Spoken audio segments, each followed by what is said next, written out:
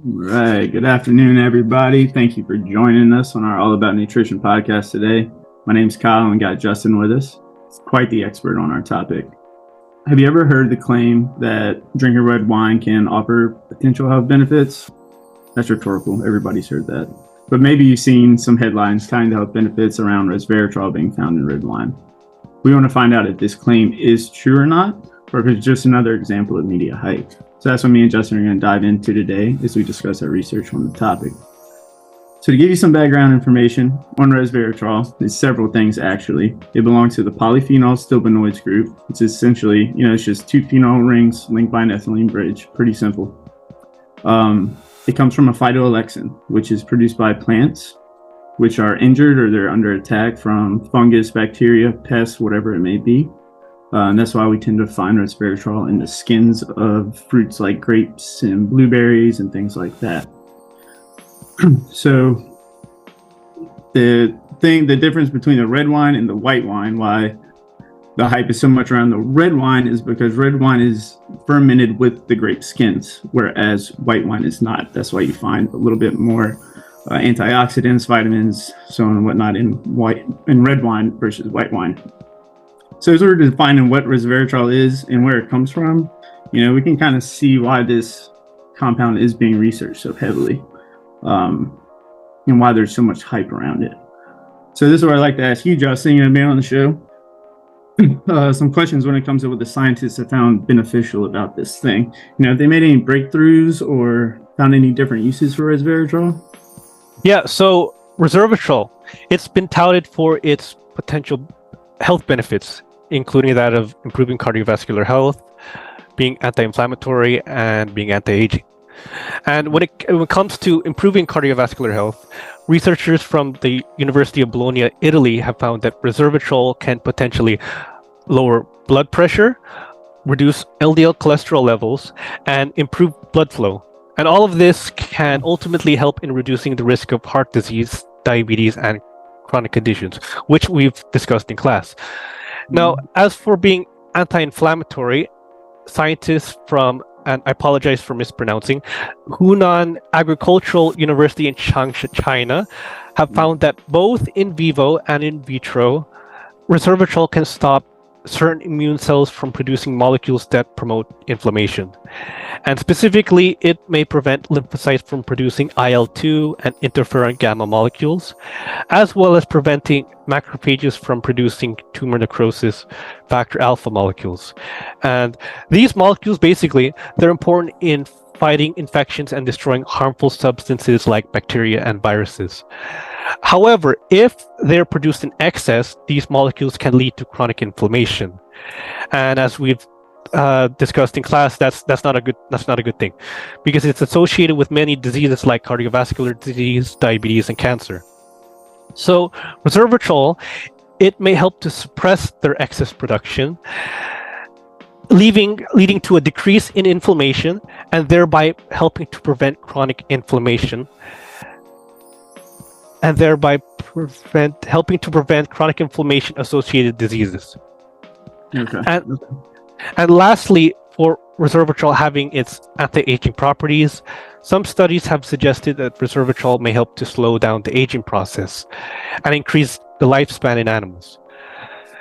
So, for example, researchers from the National Institute of Health in Baltimore, Maryland, have found that elderly laboratory mice who were fed resveratrol, and I quote, showed a marked reduction in signs of aging, including reduced albuminuria, decreased inflammation and apoptosis in the vascular endothelium, increased aortic elasticity, greater motor coordination, reduced cataract formation, and preserved mineral density. That's a lot of benefits there, Justin. Yeah, a lot of benefits, and I'll tell you more about this. So the reduced albuminuria, the albumin in urine, the decreased inflammation and apoptosis in the vascular endothelium, they all indicate that resveratrol may improve the health of blood vessels, which can be a key factor in age-related diseases such as heart disease. And for the improved motor coordination, this suggests that resveratrol may have benefits for improving neurological health, which does decline with age. So all of this demonstrates that resveratrol may have potential anti-aging effects. However, Alzheimer's, huh? Could even help in Alzheimer's. Yeah, Alzheimer's too. But this is the thing. It is important to clarify that all of these research studies were conducted on laboratory animals, so they may not necessarily translate well to humans. Now, this is where I believe you have some new information, Kyle, right? For human consumption of resveratrol. Yeah, absolutely, man. So the main issue that I've found with resveratrol is being able to get enough of it in your diet. And I actually have a slide to show you here. I think, Justin, can you swap slides for me? No, this is a podcast, but it's a Zoom podcast, guys, so we can share a little bit. This picture right here shows you how much of each of these types of food you need to eat to get 1 gram of resveratrol per day. Studies have found that a therapeutic dose is between 250 milligrams and 1,000 milligrams, 1 gram, depending on body weight and things like that. This is still being researched, however. To put it in perspective, take a look at this chart.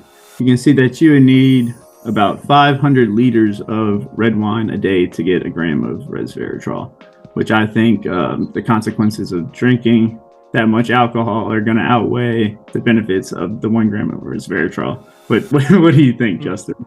I mean, I don't think anybody could eat any of these foods in that amount. Yeah, in that amount. For sure. So I'm not trying to put a damper on resveratrol benefits. Just trying to say that it's not something we can get from our diet, but there are supplements. There's supplements for everything. And I've actually found a great supplement company. They're called Tonic Resveratrol.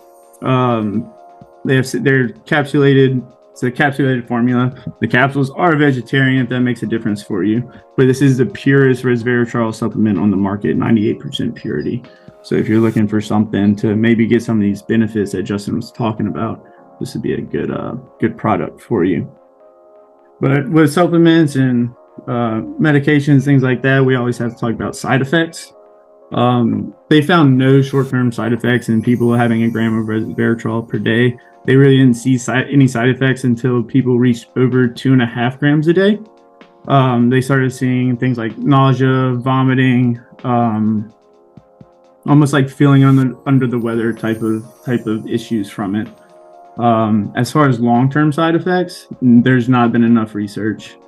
This is something that's just come out, this past decade, and has really been researched recently. So there's just not enough information for long-term side effects.